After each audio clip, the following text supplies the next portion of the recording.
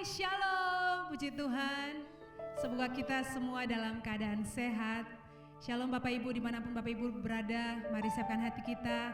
Kita mau datang sembah Tuhan, kita mau datang memuji Tuhan walaupun kita dalam keadaan seperti sekarang ini, tapi tidak mengurangi sukacita kita, amin. Puji Tuhan, mari kita siapkan hati kita mau sama-sama berdoa. Kami bersyukur Tuhan Yesus, Engkaulah sukacita kami Tuhan.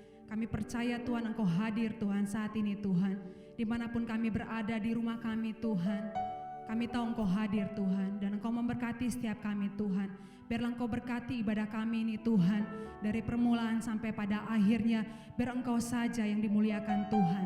Terima kasih Tuhan Yesus, kami berdoa dan mengucap syukur. Terima kasih Tuhan Yesus, haleluya, amin, haleluya. Engkaulah sukacita di hati kami Tuhan, dan kami bersyukur Tuhan Yesus, haleluya.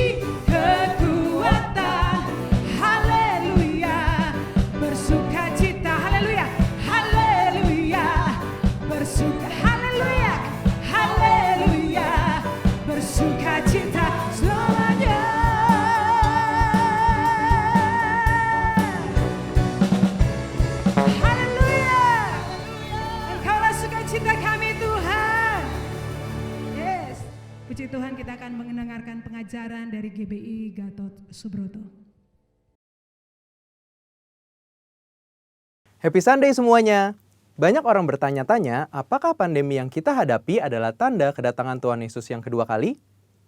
Sebelum kita menjawab pertanyaan tersebut, kita harus mengerti bahwa kedatangan Tuhan Yesus dapat dibagi menjadi dua tahapan. Tahapan pertama adalah pengangkatan gereja atau yang sering kita sebut dengan rapture. Pada tahapan ini, Tuhan Yesus akan datang di awan-awan dan menjemput kita untuk bersama-sama dengan Dia. Tahapan kedua adalah penampakan Kristus. Pada tahapan ini, Tuhan Yesus beserta orang-orang kudusnya akan mengalahkan antikristus di dalam perang Harmagedon, lalu mendirikan kerajaan 1000 tahun damai. Kita mempercayai bahwa pengangkatan gereja terjadi sebelum masa aniaya atau masa antikristus. Sehingga pertanyaannya adalah, apakah pandemi seperti COVID-19 saat ini dapat dikatakan sebagai tanda bahwa pengangkatan gereja atau rapture sudah dekat? Dalam Matius 24 ayat 4-12, Tuhan Yesus memberitahu murid-muridnya mengenai tanda-tanda yang akan terjadi menjelang kedatangannya yang kedua kali, yaitu yang pertama, goncangan-goncangan terhadap orang percaya. Yang kedua, goncangan-goncangan terhadap semua orang di bumi. Dan yang terakhir, pemberitaan Injil di seluruh dunia. Nah, yang perlu kita perhatikan adalah pada Lukas 21 ayat yang ke-11, Tuhan Yesus memberikan tanda-tanda yang dapat dirasakan oleh semua orang. Dan akan terjadi gempa bumi yang dahsyat. Di berbagai tempat akan ada penyakit sampar dan kelaparan, dan akan terjadi juga tanda-tanda yang mengejutkan dan tanda-tanda yang dahsyat dari langit. Tanda-tanda yang Tuhan ungkapkan adalah kejadian yang harus terjadi, karena itu adalah bagian dari rencananya. Dan tanda-tanda ini akan terjadi berulang-ulang di dalam sejarah manusia sebelum kedatangan Tuhan Yesus. Kita telah melihat banyak goncangan terjadi terhadap orang percaya. Banyak orang Kristen dianiaya karena percaya kepada Tuhan Yesus. Goncangan-goncangan juga terjadi kepada semua orang di bumi, seperti bencana alam, krisis ekonomi, bahkan merebaknya sakit penyakit. Efek dari goncangan-goncangan ini adalah meluasnya pemberitaan Injil, karena orang semakin mencari Tuhan di tengah penderitaan. Dan goncangan juga mendorong kita untuk segera melakukan apa yang Tuhan perintahkan, khususnya amanat agung. Dari pengertian ini, dapat kita simpulkan bahwa pandemi dapat dikatakan sebagai bagian dari tanda-tanda kedatangan Tuhan Yesus yang kedua kali. Saudara, yang perlu diingat adalah kita tidak dapat mengatakan bahwa setelah pandemi ini Tuhan Yesus pasti akan langsung datang. Tetapi, kita juga tidak bisa berkata bahwa sesudah pandemi ini Tuhan Yesus pasti tidak akan datang. Karena Tuhan Yesus jelas mengajar bahwa orang percaya tidak dapat menghitung atau menduga kapan waktu kedatangannya. Tidak ada yang tahu. Tetapi kita diminta untuk mempersiapkan diri menyambut kedatangannya. Mengenai kedatangan Tuhan Yesus yang kedua kali yang sudah amat dekat juga sudah disampaikan Roh Kudus sejak 2009 kepada Pastor Niko Nyotora Harjo. Roh Kudus menunjukkan dalam Yoel 2 ayat 28-32 bahwa akan terjadi pencurahan Roh Kudus juga goncangan-goncangan yang luar biasa. Akan tetapi melalui hal tersebut akan ada banyak orang berseru kepada Tuhan dan diselamatkan. Tahun 2013, Tuhan memberikan pernyataan melalui Pastor Niko bahwa yang dimaksud dengan pencurahan Roh Kudus adalah Pentakosta yang ketiga. Sejak saat itu, Pentakosta ketiga aktif disebarkan di mana-mana. Pastor Russell Evans dari Planet Shakers Church, Australia mendapat penglihatan bahwa Roh Kudus sedang dicurahkan di Indonesia. Ada kebangkitan jutaan anak-anak muda yang penuh Roh Kudus, yang cinta mati-matian akan Tuhan, dan akan melayani dengan cara yang belum pernah dilihat sebelumnya. Ini adalah jawaban doa bagaimana Pentakosta ketiga akan terjadi khususnya di Indonesia. Pentakosta ketiga juga diteguhkan oleh banyak hamba Tuhan baik dalam dan luar negeri di Empower 21, yaitu bahwa kegerakan ini akan lebih besar daripada pencurahan Roh Kudus di Azusa Street. Roh Kudus memberi pengertian bahwa Pentakosta ketiga akan menuntaskan amanat agung dan setelah itu Tuhan Yesus akan datang kembali. Kita percaya bahwa ini pasti terjadi. Kita dapat mengambil kesimpulan bahwa pandemi yang sedang terjadi hari-hari ini adalah bagian dari tanda-tanda penggenapan Pentakosta ketiga, di mana pencurahan Roh Kudus dan goncangan yang terjadi akan mengakibatkan banyak orang berseru kepada Tuhan dan diselamatkan. Artinya, amanat agung Tuhan sedang digenapi. So, setelah kita mengetahui hal tersebut, apakah yang harus kita lakukan untuk menyambut kedatangannya? Ada 4 hal, yaitu yang pertama, hidup berjaga-jaga, artinya hidup kudus di hadapan Tuhan dan di hadapan manusia. Yang kedua, hidup siap sedia, artinya siap menyambut kedatangan Tuhan Yesus, kapan saja. Yang ketiga, hidup setia, melakukan perintah Tuhan, artinya melakukan amanat agung Tuhan Yesus dengan Pentakosta yang ketiga.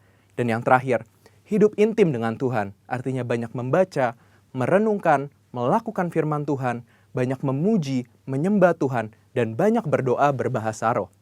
Saudara, walaupun pandemi COVID-19 mempunyai dampak negatif bagi dunia, tetapi jangan lupa, bagi kita yang percaya kepada Tuhan Yesus, pandemi ini adalah bagian dari tanda-tanda kedatangan Tuhan Yesus untuk menjemput kita, gerejanya. Mari persiapkan diri kita dan senantiasa menanti-nantikan kedatangannya. Haleluya! Tuhan Yesus memberkati.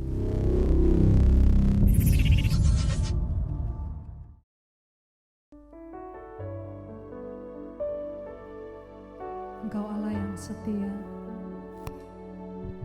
Engkau Bapa yang mulia. Terima kasih Tuhan.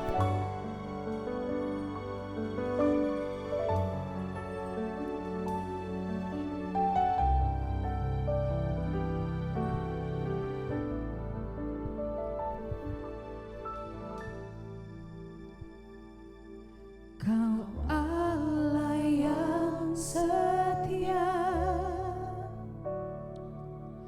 Bapa yang mulia, kasih-Mu besar Tuhan, Kau pulihkan hidupku. Kaulah harapanku, hidupku dalam-Mu. Terima kasih Tuhan, Kau selamatkan hidupku.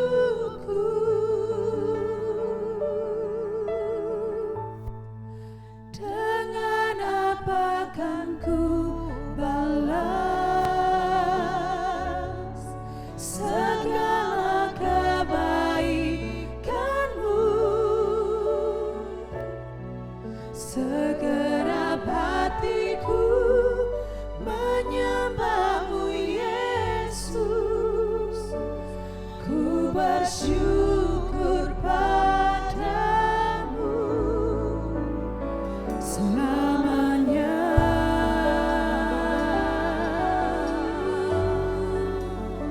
Selamanya.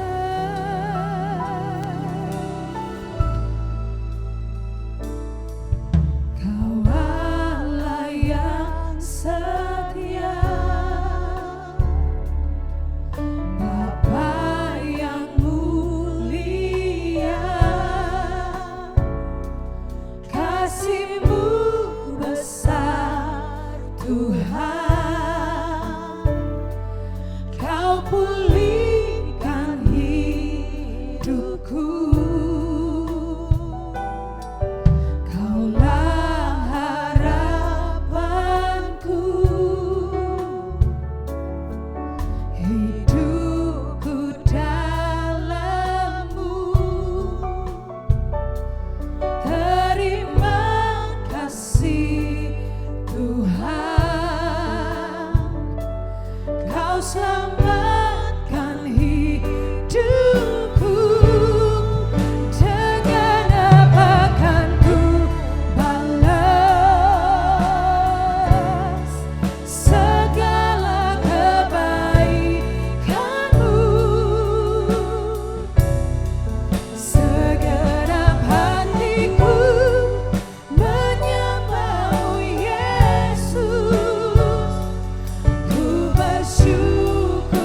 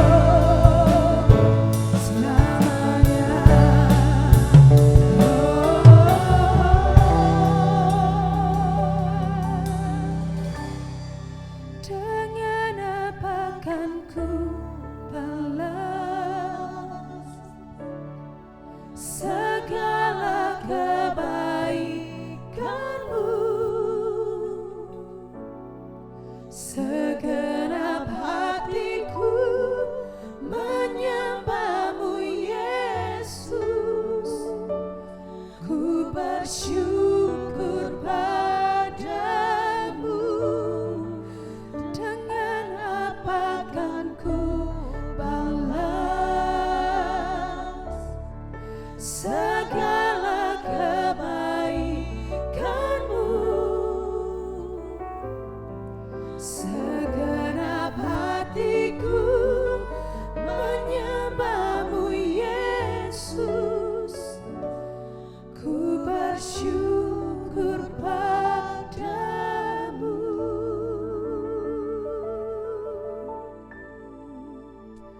selamanya.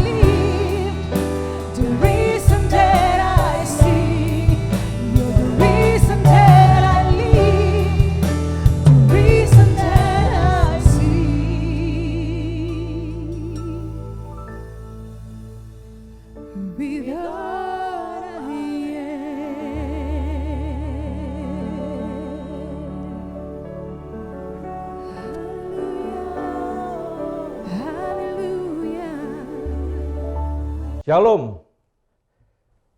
Ulangan 28 ayat 1 dan 2 berkata, "Jika engkau baik-baik mendengarkan suara Tuhan Allahmu dan melakukan dengan setia segala perintahnya yang kusampaikan kepadamu pada hari ini, maka Tuhan Allahmu akan mengangkat engkau di atas segala bangsa di bumi.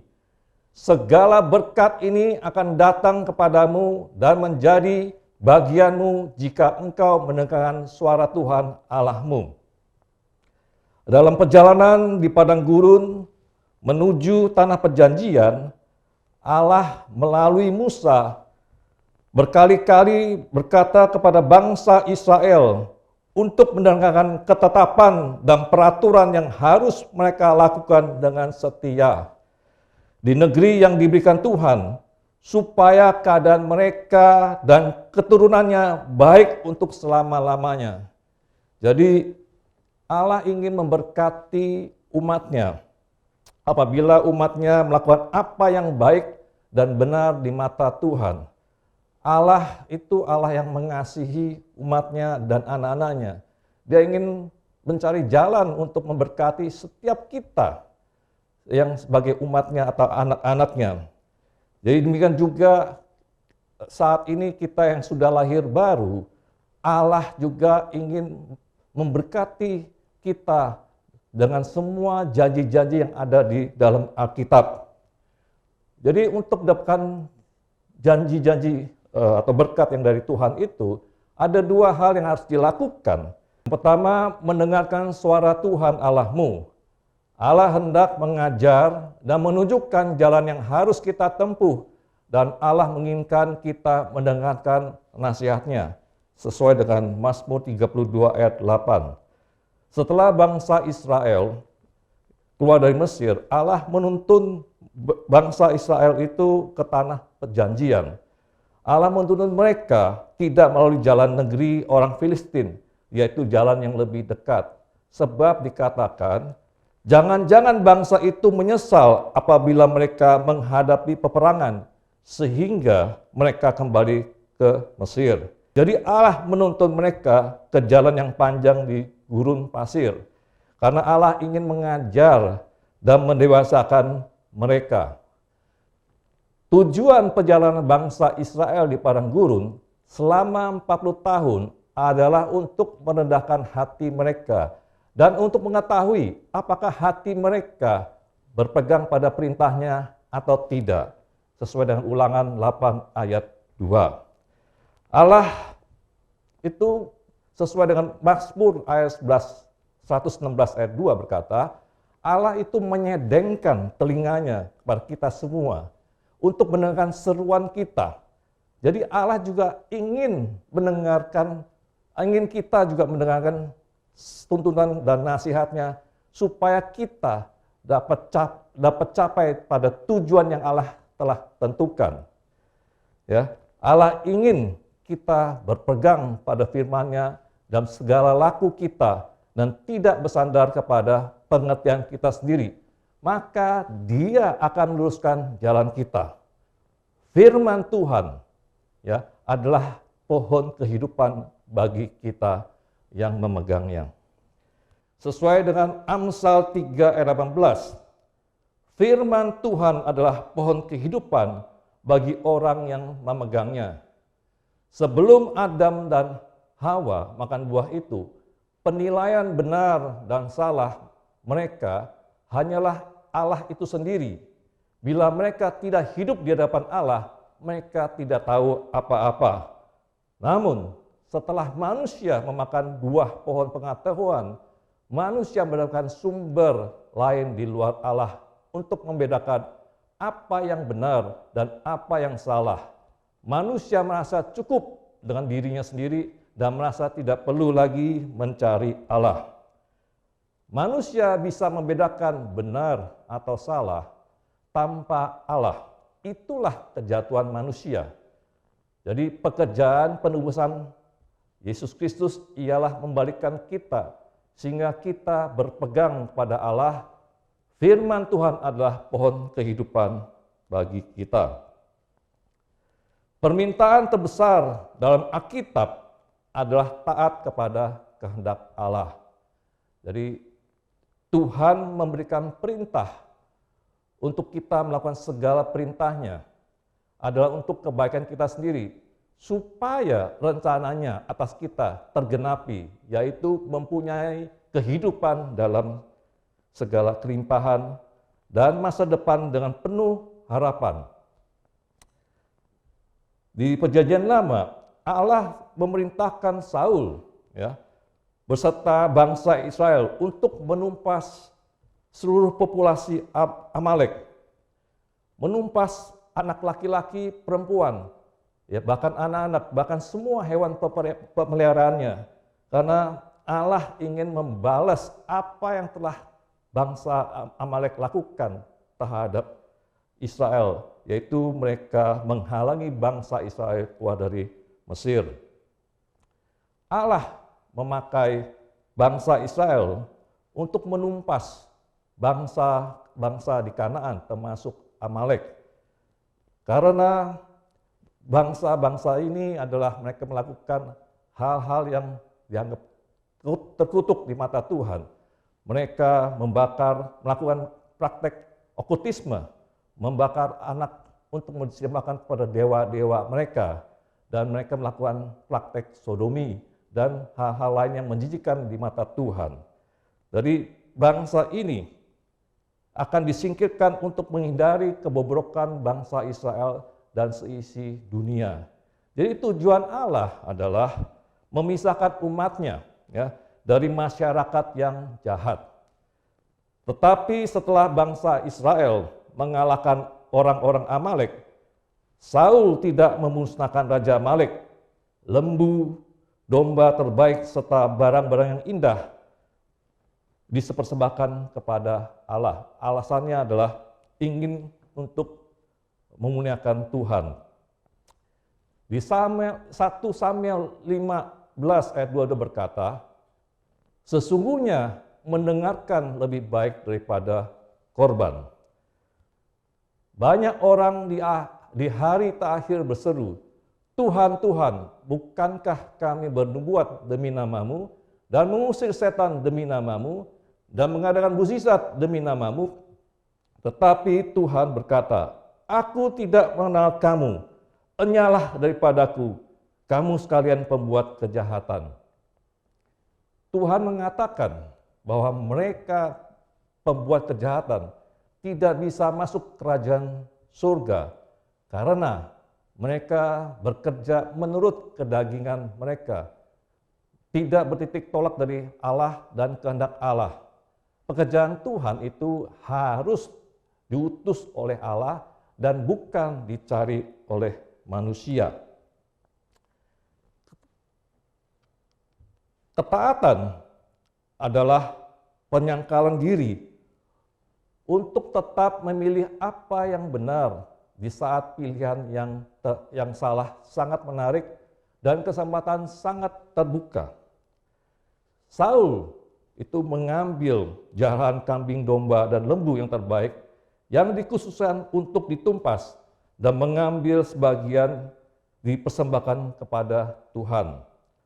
Allah tidak mengakui persembahan Saul karena ia tidak menaati perintahnya. Seperti dikatakan di 1 Samuel 15 ayat 23 berkata, sebab pendurhakaan adalah sama seperti dosa bertenung, dan kedegilan adalah sama seperti menyembah berhala dan terafin. Dikatakan di sini adalah pendurhakaan, itu adalah pembangkangan atau pemberontakan terhadap firman Allah. Itu sama seperti dosa bertenung, yaitu memberontak pada firman Tuhan dan mengandalkan atau bergantung pada roh-roh jahat untuk mencapai tujuannya. Jadi ini dianggap pemberontakan, ya. Jadi pendurhakaan tentang firman Allah adalah menolak kekuasaan Allah itu sendiri. Ketaatan adalah harga yang mutlak untuk mengalami penggenapan janji-janji Tuhan. Dia ingin ketaatan menjadi gaya hidup seluruh umatnya dan menjadi sebuah kesukaan dan bukan hal yang memberatkan. Seperti yang dikatakan oleh Yesus Kristus di Yohanes 4 ayat 34. Dia berkata, mata kananku ialah melakukan kehendak Dia yang mengutus aku dan menyelesaikan pekerjaannya. Kejatuhan umat manusia berasal dari ketidaktaatan kepada kekuasaan Allah. Allah menciptakan segala sesuatu dengan firman kekuasaannya. Dan Ia juga menopang segala sesuatu dengan firman-Nya yang penuh kuasa. Firman-Nya adalah kekuasaannya. Segala sesuatu di alam semesta adalah milik Allah. Dialah yang mempunyai kerajaan, kuasa, dan kemuliaan sampai selama-lamanya. Tidak ada seorang pun yang boleh mencuri kekuasaan Allah.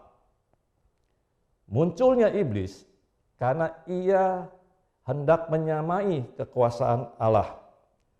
Bahkan ingin mengatasi tahta Allah sehingga menjadi lawan Allah.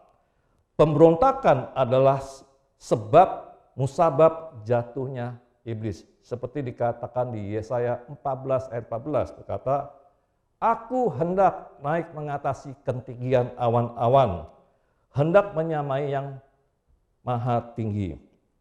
Maka itu Yesus mengajarkan kita untuk berdoa. Di Matius 6 ayat 13 berkata, janganlah membawa kami ke dalam pencobaan, tetapi lepaskanlah kami daripada yang jahat. Karena Engkaulah yang punya kerajaan dan kuasa dan kemuliaan sampai selama-lamanya. Nah, itulah sebenarnya kerajaan adalah milik Tuhan. Kemuliaan adalah milik Tuhan. Allah tidak mencobai kita, tetapi iblislah yang selalu ingin mencobai anak-anak Tuhan. Maka itu dikatakan di sini kita berdoa kepada Allah supaya kita dibebaskan dari kuasa dan rencana jahat si iblis. Setelah Adam diciptakan, Allah menyerahkan segala sesuatu yang telah diciptakan di bawah kekuasaan Adam. Ya. Allah memerintahkan dia agar jangan makan buah dari pohon pengetahuan baik dan jahat. Allah meletakkan Adam itu di bawah kekuasaan dan Allah menghendaki ia taat kepada kekuasaan Allah. Tetapi Adam mendengar dan percaya kepada perkataan iblis. Katanya, pada waktu kamu memakannya, matamu akan terbuka dan kamu akan menjadi seperti Allah, tahu tentang yang baik dan yang jahat. Adam memakan buah pengetahuan karena dia ingin menyamai Allah, tahu tentang yang baik dan yang jahat. Jadi Adam itu melanggar perintah Tuhan, tidak taat pada kekuasaan Tuhan. Jadi Adam jatuh berdosa dan kehilangan otoritas kekuasaannya. Jadi hanya orang yang taat kepada kekuasaan dapat menjadi kuasa. Manusia itu berdosa karena mau seperti Allah, bisa membedakan mana yang benar dan mana yang salah tanpa Allah. Kita harus menyangkal diri sendiri untuk memiliki ketaatan. Orang yang taat kepada kekuasaan dapat menjadi kuasa. Di Perjanjian Lama, Saul adalah orang yang mengenal taat kepada kekuasaan. Allah pernah mengurapi Saul dan menetapkan Saul menjadi raja pertama bangsa Israel. Jadi Saul adalah wakil kekuasaan Allah.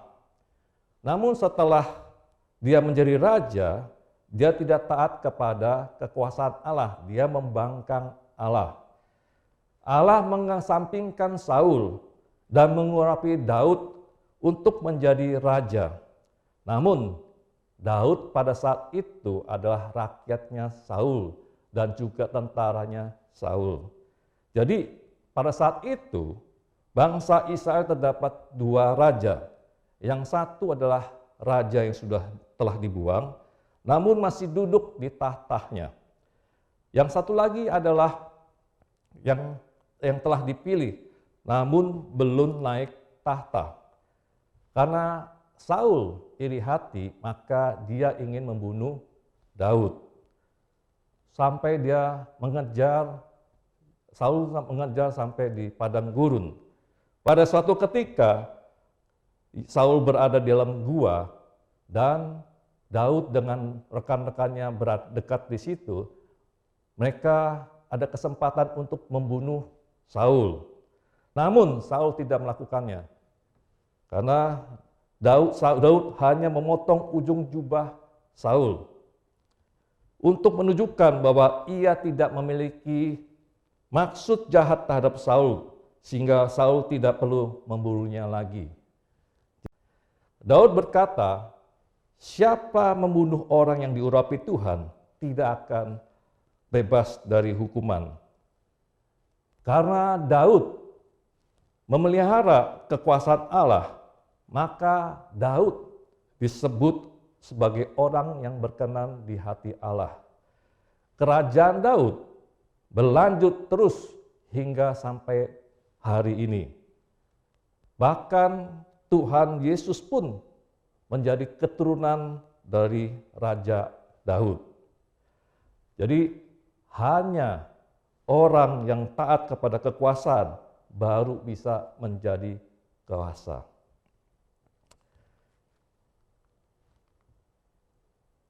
Dalam alam semesta harus ada ketaatan sehingga kekuasaan dapat didirikan. Dan karena pemberontakan manusia, kekuasaan Allah tidak bisa dibangun di atas keturunan Adam. Tuhan Yesus ke dunia untuk menciptakan ketaatan. Walaupun dalam rupa Allah, Yesus tidak menganggap kesetaraan dengan Allah itu sebagai milik yang harus dipertahankan. Dia melepaskan kekuasaannya dan kemuliaannya.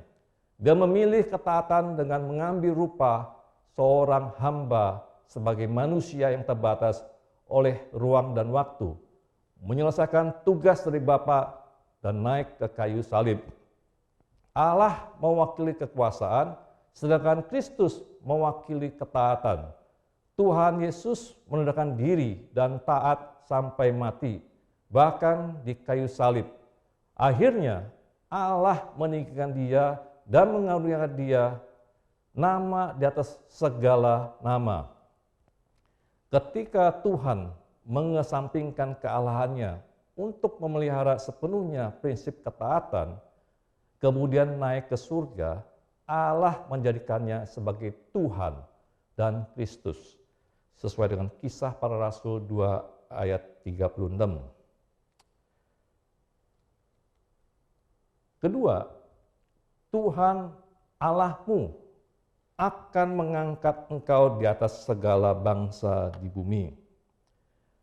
Karena Yesus sudah menggenapi seluruh hukum Taurat dengan merendahkan dirinya dan taat sampai mati di kayu salib, maka Allah mendudukkan dia di sebelah kanannya di surga, jauh lebih tinggi dari segala pemerintah dan penguasa dan kekuasaan dan kerajaan dan dari tiap-tiap nama yang dapat disebut. Kita yang sudah lahir baru, kita sekarang berada di dalam Kristus. Maka kita juga ada di posisi yang tertinggi itu. Karena kita taat dan didudukan bersama Kristus, kita semakin menjadi seperti Kristus. Otoritas dan kuasa kita dipulihkan secara progresif. Jadi Yesus Kristus bukan saja menyelamatkan kita, tetapi Dia juga memulihkan otoritas kita sebagai anak-anak Allah. Tujuan kita didudukkan di tempat tinggi bersama Kristus adalah untuk melawan pemerintah-pemerintah, melawan penguasa-penguasa dan melawan penghulu-penghulu dunia yang gelap ini, dan juga melawan roh-roh yang jahat di udara. Karena kita tahu roh kita yang sudah lahir baru diberikan Roh Kudus di dalam kita, dan roh yang ada dalam kita lebih besar daripada roh yang ada di dunia ini. Tuhan akan mengangkat kita menjadi kepala dan bukan menjadi ekor. Dan kita akan tetap naik dan bukan turun. Jadi kita akan dipakai Tuhan, diurapi Tuhan. Jadi tujuannya kita ditempatkan tempat tinggi, kita diangkat supaya kita melakukan peperangan terhadap roh-roh yang jahat di bumi ini. Dan juga kita menjadi berkat bagi banyak orang. Kita diangkat menjadi kepala supaya berkat dari surga itu turun atas kita semuanya, gerejanya, dan menjadi berkat bagi banyak orang di bumi ini. Dan kita menjadi teladan dan kita menjadi saluran berkat bagi banyak orang di bumi ini. Ketiga, kita menerima segala berkat apabila kita mendengar suara Tuhan dan melakukan dengan setia segala perintahnya. Posisi kita untuk menerima berkat itu sangat penting. Kita harus diangkat terlebih dahulu. Tempat kita ada di tempat yang tinggi bersama Kristus. Disitulah berkat-berkat berada. Jadi ini penting supaya kita itu menerima berkat, berarti kita harus ditempatkan di tempat tinggi. Jadi semakin kita dekat dengan Tuhan, semakin kita serupa dengan Yesus Kristus. Maka otoritas kita dipulihkan. Maka kita duduk bersama dia di tempat tinggi. Di tempat tinggi itulah berkat-berkat ada. Jadi sama juga dalam keadaan dunia ini, di mana kita diberikan kesempatan untuk duduk di tempat-tempat posisi yang tinggi, disitulah kita dapat melihat kesempatan-kesempatan, dan kesempatan-kesempatan itu pun bisa datang kepada kita. Jadi kalau kita tidak beriman kepada Kristus, kita pun bisa jatuh dalam dosa. Ya. Jadi berkat itu mengalir dari atas ke bawah. Ya, seperti dikatakan di Yakobus 1 ayat 17. Berkat mengalir dari atas ke bawah. Setiap pemberian yang baik dan setiap anugerah yang sempurna datangnya dari atas, diturunkan dari Bapa segala terang. Jadi berkat itu berhubungan dengan otoritas yang Allah tetapkan bagi kita. Jadi jika kita mengerjakan dengan setia apa yang Allah berikan untuk kita menguasainya, maka Allah akan memberkati kita. Seperti dikatakan di Efesus 1 ayat 3 berkata demikian. Terpujilah Allah dan Bapa Tuhan kita, Yesus Kristus, yang dalam Kristus telah mengaruniakan kepada kita segala berkat rohani di dalam surga. Jadi di tempat tinggi ini semua berkat rohani itu ada. Jadi kita harus hidup benar di hadapan Tuhan, hidup sesuai dengan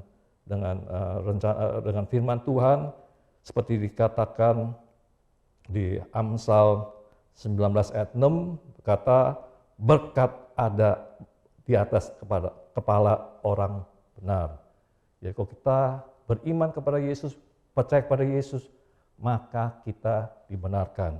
Dan kita taat pada firman Tuhan, maka kita didudukan bersama Tuhan Yesus di tempat-tempat tinggi.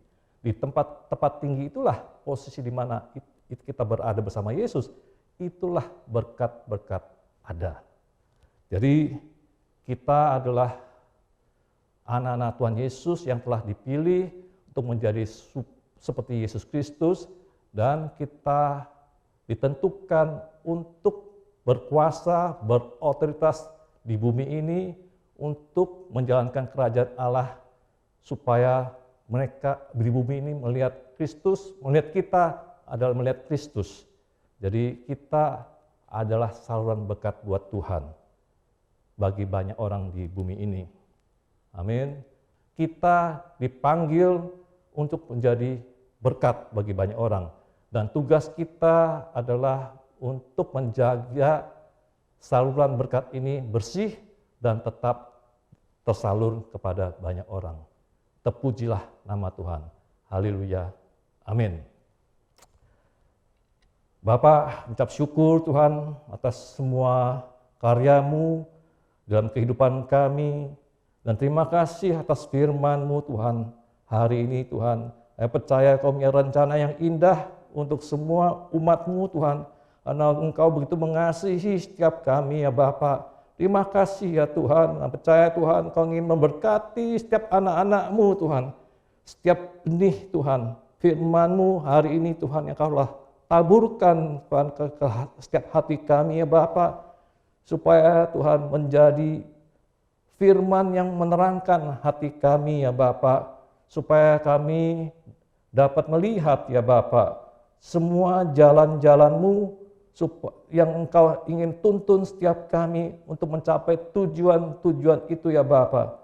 Sehingga nama-Mu dimuliakan Tuhan. Karena kami melakukan semua kehendak-Mu itu ya Bapa. Terima kasih ya Bapa. Bapa kami berdoa ya Tuhan. Berilah kami Tuhan kepekaan ya Tuhan. Untuk dapat mendengar ya Bapa suara-Mu, perintah-perintah-Mu. Dan berilah kami kekuatan ya Bapa untuk melakukan semua yang ketetapan yang Kau berikan Tuhan. Karena firman-Mu adalah ya dan amin. Dan firman-Mu Tuhan yang berkuasa ya Tuhan atas kehidupan kami, atas alam semesta ya Tuhan. Biarlah Tuhan supaya setiap kami anak-anak-Mu Tuhan mengalami Tuhan kebesaran, kuasa-Mu, kedahsyatan-Mu ya Tuhan. Dalam segala aspek kehidupan kami Tuhan. Sehingga Tuhan kami mengalami kuasa kebangkitan-Mu Tuhan dalam kehidupan kami ya Bapa. Terima kasih ya Bapa. Dan kami anak-anak-Mu akan semakin hari Tuhan. Terus ya Bapa mengalami Engkau Tuhan. Dan juga mengenal Engkau dengan yang benar ya Bapa.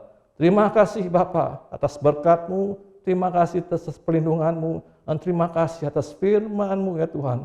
Yang Tuhan menguatkan kami semua Tuhan. Karena firman-Mu adalah penuh dengan kuasa itu Tuhan. Akan memerdekakan setiap kami Tuhan. Terpujilah nama-Mu. Di dalam nama Tuhan Yesus Kristus kami berdoa ucap syukur. Haleluya. Amin.